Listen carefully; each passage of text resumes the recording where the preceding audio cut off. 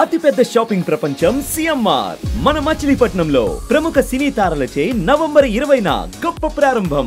CMR shopping mall bus stand ఎదురుగా మచిలీపట్నం. రేపు పెళ్లి ముందు రోజు ఇంట్లో హల్దీ వేడుకలు, స్నేహితులు బంధువులు అంతా వచ్చేశారు. ఉత్సాహంగా డాన్సులేశారు. పెళ్లి కొడుకు వాళ్లతో జత కలిశాడు. అవధులు దాటిన ఆనందానికి వేదికగా మారిన ఆ ఇల్లు ఉన్నట్టుండి అంతులేని విషాదానికి వేదికైంది. ఇంతకీ ఏం జరిగింది?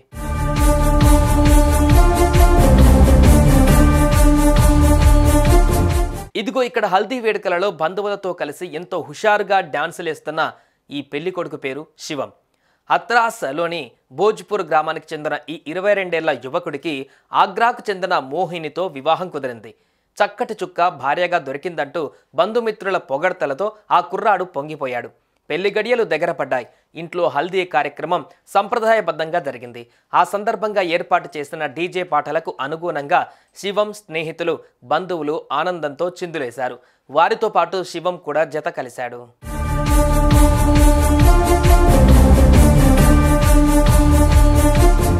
అటు ఇటుగా అందరితో కలిసి ఆడిపాడిన శివం ఉన్నట్టుండి అక్కడి నుంచి తప్పుకున్నాడు.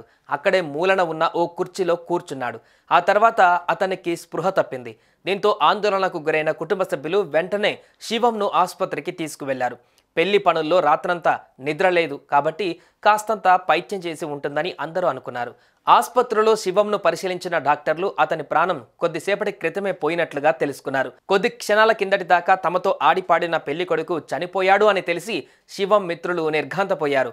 శివం తల్లి స్పృహ కోల్పోయింది.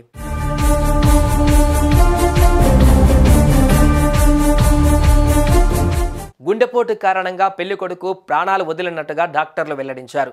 మంచి ఆరోగ్యంగా ఉంటూ చలాకీగా తిరుగుతున్న ఆ పెళ్లి కొడుకు గుండెపోటు ఎందుకు వచ్చిందన్నది మాత్రం ఓ సమాధానం దొరకని ప్రశ్న అయింది. చిన్న పెద్ద అన్న తేడా లేకుండా మనుషుల్ని బలి తీసుకుంటున్న ఈ గుండెపోటు అసలు ఎందుకు వస్తుంది?